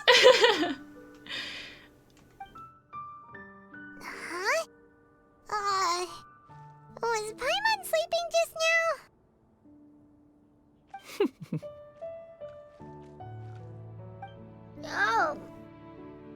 Oh, Paimon wasn't talking to you. Paimon had a dream about eating grilled chicken drumsticks, that's all. Yeah, I'm sure you did. That's all you ever dream about. Maybe Madam Adeptus? Oh, Xianyun, you're awake. How do you feel? I feel a little better. Thanks. I know I'll see Granny again someday, so I don't feel so sad anymore. Madam Adeptus, could I, ask you something? Would you take me in as a disciple? Oh, and have you reasons for this sudden interest? I know Granny thought what she did back then was wrong. She felt really bad about it. But without that mistake, I would have never been born. Even though Granny lost her memories, she never forgot to show me how much she loved me. So, I thought maybe one day I could become a cool Adeptus like you and help a whole bunch of people, just like Granny wanted to do. Upon some reflection, one supposes you are no mere mortal. The fact that Yuendai's blood flows through your veins is proof enough of that. If this is what you desire, one shall make it so. Besides, then you can be a new live-in disciple instead of having to go back to Liyue Harbor to live by yourself. Thank you so much, Madam Adeptus. No, I mean, Master. Xianyun, are you sure about this? Paimon's gonna let you in on a little secret. We've seen Cloud Retainer's 2 other disciples, and they pretty much eat nothing but bitter herbs like Genshin and violet grass. If you join them, you'll never enjoy Wanmin Restaurant's delicious cooking ever again. How utterly preposterous. One has never enforced such a rule. Every individual must find their own path to enlightenment. So long as one retains a pureness of spirit, one's dietary proclivities are quite irrelevant. Well, you say that, but Paimon's not seeing any tasty treats up here now, is she? Although Mount Outsong is rich in natural beauty, its location does preclude access to certain finer mortal comforts. That is precisely why one plans to relocate to Liyue Harbor.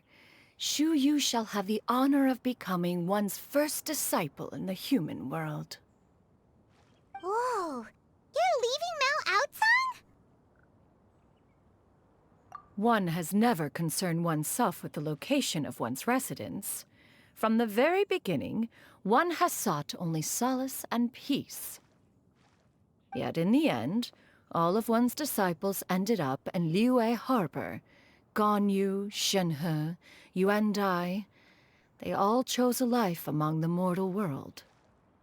One has reflected on this fact for many years now. One can only assume that it is due to some failing on one's part as an elder or master. A failing, perhaps, of recognizing what it was they truly wanted. One is most curious as to what aspect of Liyue Harbor could have enticed them to remain there. One could hardly offer an opinion on the matter, but perhaps some time in the harbor will prove instructive. Why are you all so silent? Paimon is, just a bit shocked, that's all. So, does this mean we can grab a meal together in Liyue Harbor sometime? I mean, we literally just did that, but sure. One has precious little time to squander.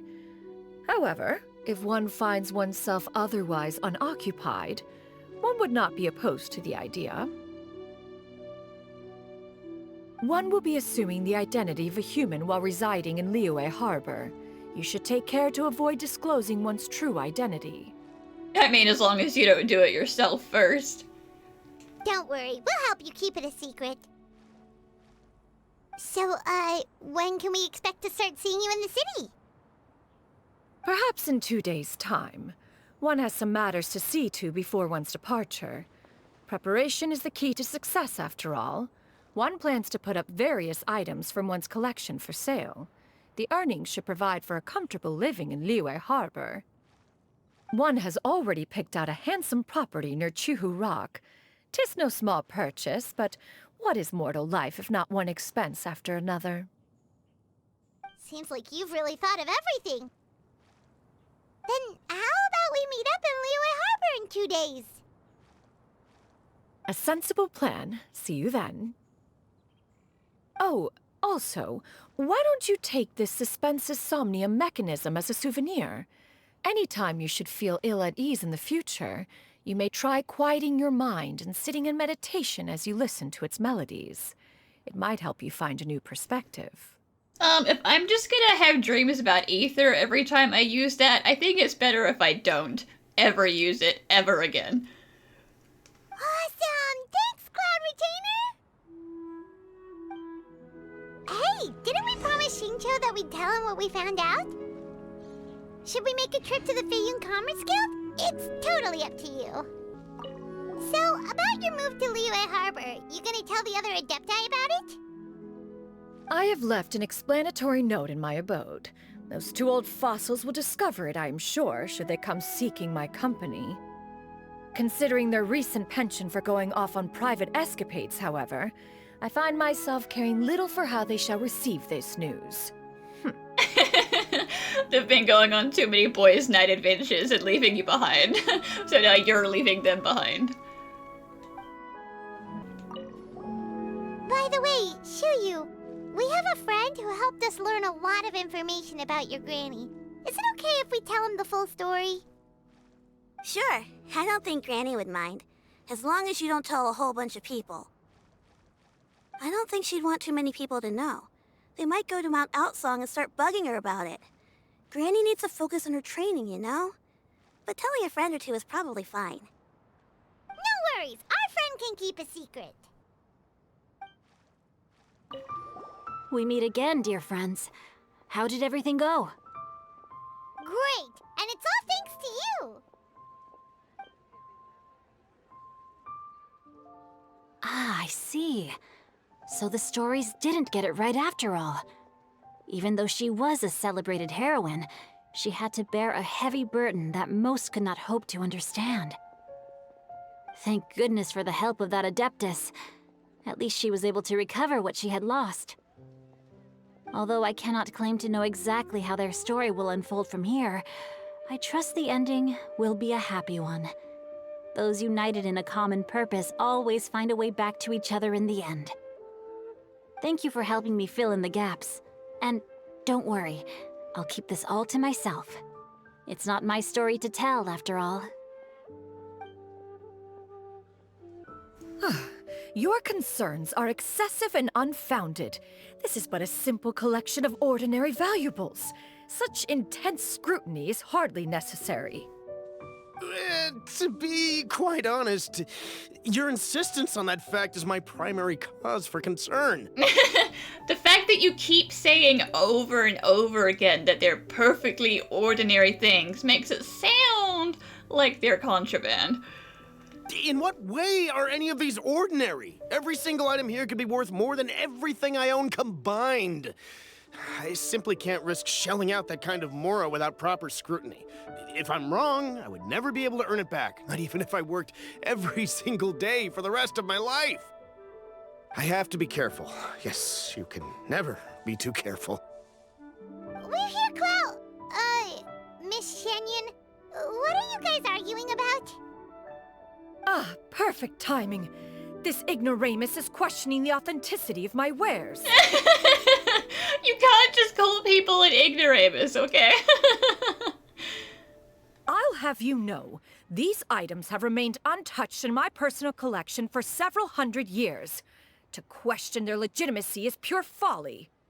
Listen, Xianyun, if you want people to think that you're not an Adeptus, then you have to stop talking like you've lived for hundreds of years. Because if you're a normal person, then that can't possibly be true. Several hundred years? Indeed. They're family heirlooms, you see. passed down over many generations, as families are wont to do. You know, like a normal human family. Yep, they've definitely been around a while. We can vouch for her on that one. Hear that? Had I not found myself in need of Mora, I would scarcely have had the heart to part with them. Indeed, you should consider it an honor to even have the opportunity to behold them with your own eyes. Doubt their authenticity any further, and I may just decide to take them to another buyer. Whoa! Please don't go! I apologize for any insult, miss. You see, I know full well that I lack the knowledge to judge the true worth of these items.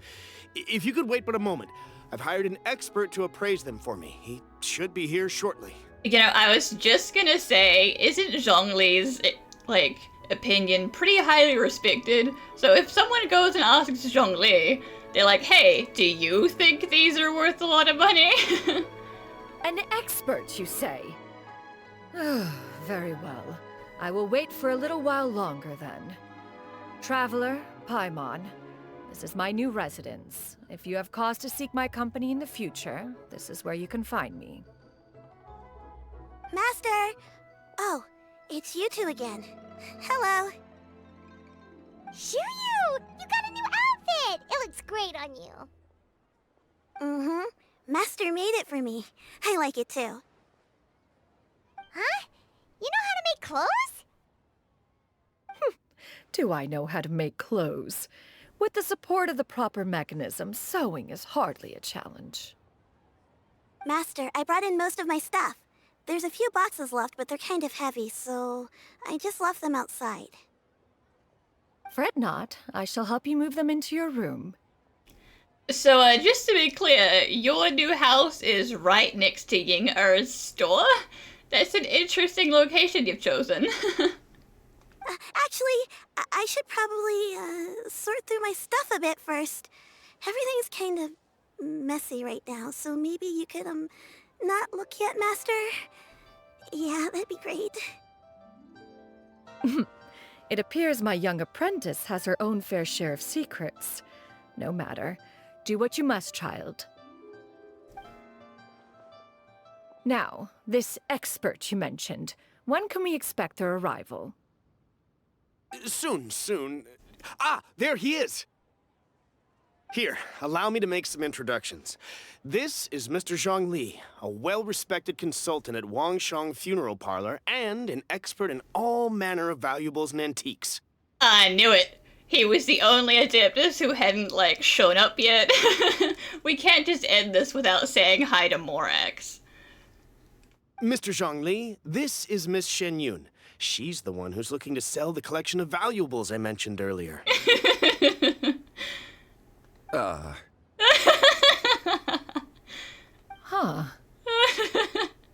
The most awkward reunion. If it isn't Miss Xianyun. It has been quite some time since our last meeting. What a serendipitous reunion. Indeed, most serendipitous.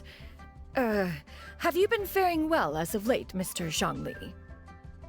Quite well, thank you. I was fortunate enough over the past few days to enjoy both a stroll in the mountains and a fresh brew of tea from the most recent harvest. The experiences left me with such insight and peace. Huh. So you two are already acquainted? Yeah, you could say that. Indeed. How fortunate we are that fate has brought us together again.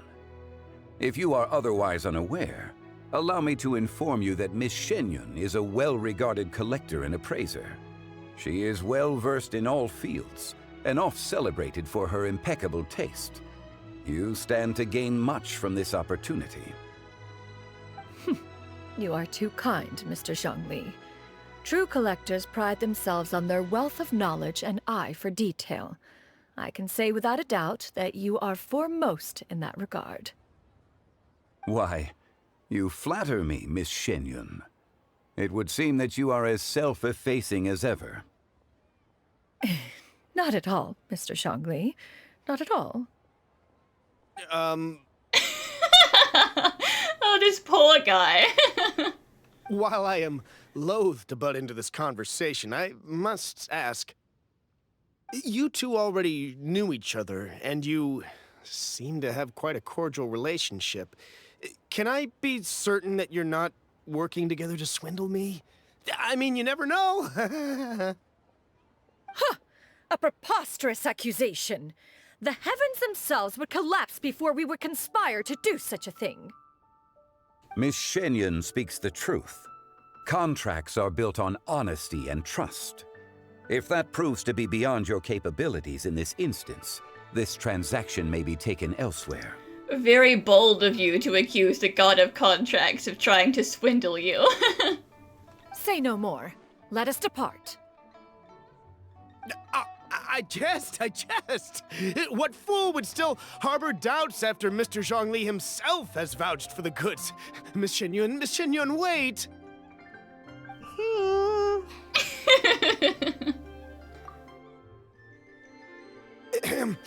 I deeply apologize for doubting you. So, Mr. Zhongli, could you please give me a final verdict on the value of these items? There is no cause for concern. They are indeed rare and precious valuables. Take this mechanism, for instance. Though one may not immediately perceive its purpose, its structure and appearance are exquisite enough to merit it a place in any fine home. The same can be said for this one here. Few could hope to possess an item that so perfectly blends mechanical wonder with geometric grace. I am sure you have heard from your travels that the study of mechanisms is among the most wondrous arts in this world. With that in mind, I earnestly recommend procuring every last item in this collection. All right. Since I hired you as my consultant, Mr. Zhongli, I shall, of course, trust your good opinion. Then, in that case, Miss Xianyun, I'll take the lot. However, since the final sum is quite large, how about we start with an initial deposit through the Northland Bank? You're gonna have to make yourself a bank account. The Northland Bank? Huh. Oh, you refer to the fiduciary house. Oh, very well.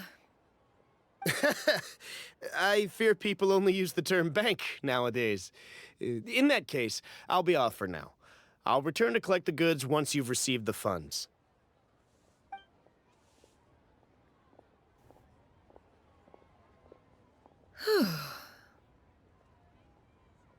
Zhongli!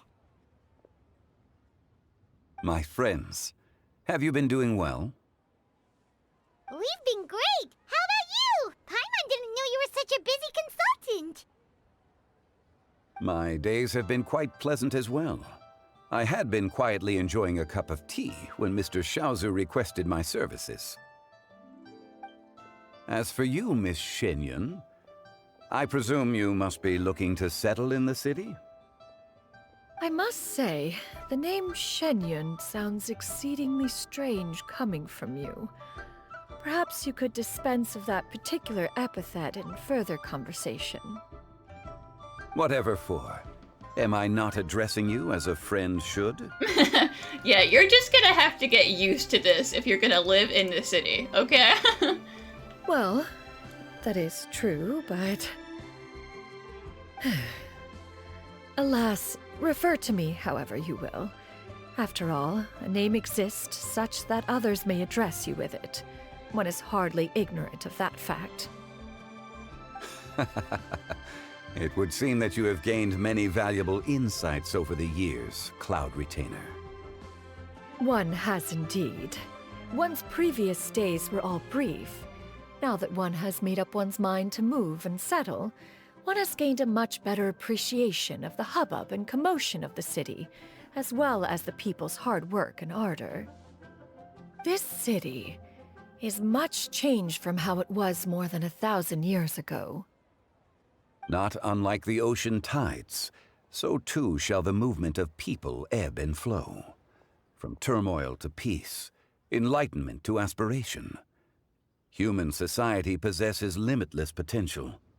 In another 1,000 years, the scene we witness here may change in ways that are impossible for either of us to imagine. Alright, That's enough reflection for one day. No need to get all sentimental on us. You make a valid point, Paimon. Now that the sale has concluded, what say one plays the host as we try some specialty dishes together? One must profess great interest in trying bamboo shoot soup. Perhaps you have forgotten, Cloud Retainer, but I once tried my hand at that dish. You were at the table on that occasion, so logic dictates that you should have already tried it. How dare you forget when Zhongli cooked for you all last Lantern Rite? Or the Lantern Rite before? I don't remember. But anyway, he has cooked for all of you, and you've just forgotten about it. Oh? What occasion was this? It was a reunion between friends several centuries ago. Alas, you must have been too preoccupied to secure yourself a portion. Or perhaps our other companions simply availed themselves of faster reflexes on that occasion. Huh, hardly. 'Twas most certainly out of consideration for the others in attendance. In but a moment, one will show you what it means to have a true deftness of hand. It is settled then. Bamboo shoot soup, mora meat, crab roe tofu, triple-layered consommé. We shall enjoy the lot. One has already passed word to Xianyun and Ganyu to make a reservation. It is prime time for them to meet one's newest disciple. Is that agreeable to everyone? It should be a most splendid occasion. Shu Yu, come now, it is time to dine. Ah, this gentleman over here is Mr. Zhongli. He is, He is definitely not the supposedly deceased Lord of Geo. Don't worry about it. A humble employee of Wangsheng Funeral Parlor. Pleased to make your acquaintance. Nice to meet you too, Mr. Zhongli. That should be everyone, right? Let's go! Sounds good. Actually, Master, have you ever tried Adeptus' temptation? I heard it's impossible to stop eating after even just one bite. You know, 'cause it's super tempting and stuff. Is that true? That sounds rather implausible. Although with the right preparation, certain dishes can be too delicious to resist. Huh? Why are you all walking so fast? Hey, wait